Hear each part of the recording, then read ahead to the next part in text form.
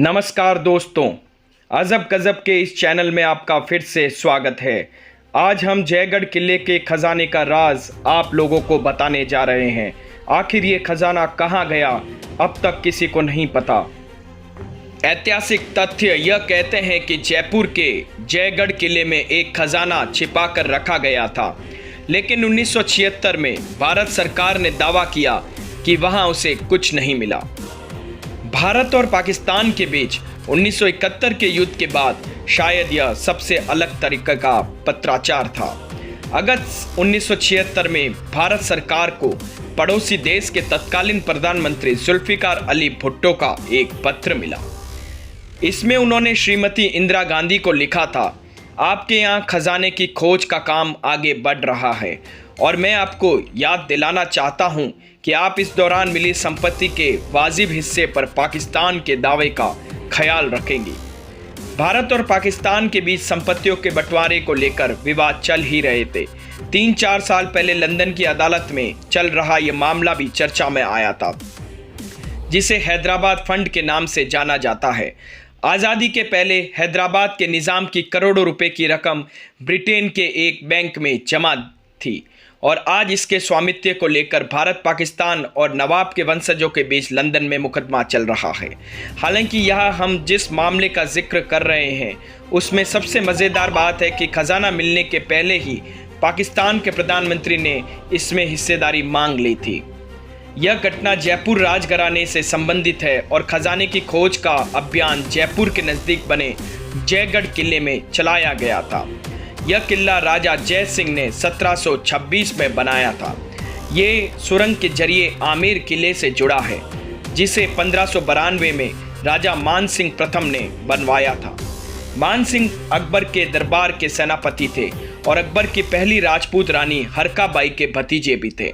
ऐसा माना जाता है कि हरका बाई को ही जोधा बाई के नाम से भी जाना जाता था।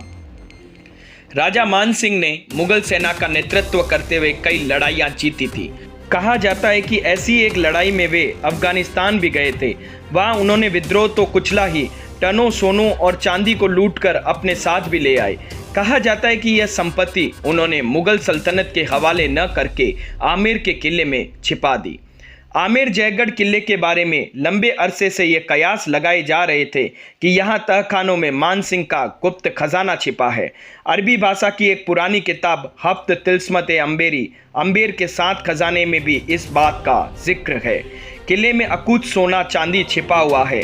जयगढ़ किले के नीचे पानी की 7 विशालकाय टंकियाँ बनी हैं। माना जाता है कि खजाना इन्हीं में था। इस खजाने की चर्चा 1976 में दुनिया भर में हुई। उस समय जयपुर राजघराने की प्रतिनिधि महारानी गायत्री देवी थी। स्वतंत्र पार्टी के टिकट पर लोकसभा चुनाव लड़ते हुए लगातार 3 बार कांग्रेसी प्रत्याशियों को हराने वाली गायत्री देवी इंदिरा गांधी की प्रबल विरोधी थी। 1975 में जब देश में आपातकाल लगा तो गायत्री देवी ने भी इसका विरोध किया था। हालांकि इस दौरान उन्होंने बाकी विपक्षी नेताओं की तरह मीसा के तहत जेल नहीं भेजा गया। उन्हें विदेशी मुद्रा कानून उल्लंघन का आरोप लगाकर जेल भेजा गया था। बाद में इसी आधार पर जयगढ़ किले में आयकर अधिकारियों ने छापा मारा। कहा जाता है कि यह कार्रवाई किले में कथित रूप से छिपाए गए खजाने की तलाश में की गई थी। आयकर विभाग के साथ साथ इस कार्रवाई में पुलिस के दस्ते भी शामिल थे।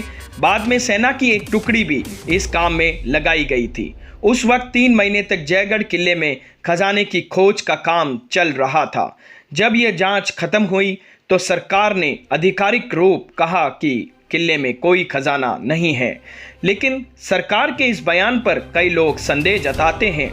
इसकी सबसे बड़ी वजह यह है कि जब सेना ने अपना अभियान समाप्त किया तो उसके बाद एक दिन के लिए दिल्ली जयपुर हाईवे आम लोगों के लिए बंद कर दिया गया।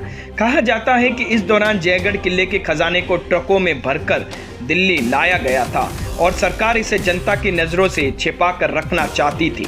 हाईवे बंद होने की पुष्टि कई विश्वसनीय स्रोतों से प्राप्त होती है, लेकिन सरकार ने कभी इसका स्पष्टीकरण नहीं दिया। खुद गायत्री देवी ने हमेशा इस बात से इनकार किया कि जयगढ़ किले से सरकार को कोई खजाना मिला था। उनके जीवनीकार धर्मेंद्र कंवर भी एक मीडिया रिपोर्ट में यही बात कहते हैं। इतिहासकारों के एक तबके की राय यह भी है कि जयगढ़ किले में खजाना था तो, लेकिन राजा जय सिंह ने उसी की मदद से जयपुर शहर विकसित किया था और इसलिए वह पूरी संपत्ति कभी भी खत्म हो चुकी थी। लेकिन राजघराने के कुछ सदस्य इस राय से इत्तेफाक नहीं रखते हैं। वे दावा करते हैं कि छापे की कार्रवाई में सरकार को किले में जमा संपत्तियों का कुछ हिस्सा मिला था। एक बात यह भी कही जाती है कि 1977 में जनता पार्टी की सरकार आने के बाद जयपुर राजघराने को किले से बरामद संपत्ति का कुछ हिस्सा लौटाया गया था। हालांकि इन सभी दावों के बीच कोई भी पक्ष पुख्ता तौर पर खजाने के बारे में कुछ नहीं बताता। जहां तक जुल्फिकार अली भुट्टो के पत्र की बात है तो उन्हें दिसंबर 1976 में आधिकारिक पत्र के जरिए जवाब दिया गया था। इससे इंदिरा गांधी ने लिखा, हमने अपने कानूनी सलाहकारों से कहा था कि वे आपके द्वारा पाकिस्तान की तरफ से किए गए दावे का ध्यान से अध्ययन करें। उनका साफ साफ कहना है कि इस दावे का कोई कानूनी आधार नहीं है। वैसे यहाँ खजाना जैसा कुछ नहीं मिला।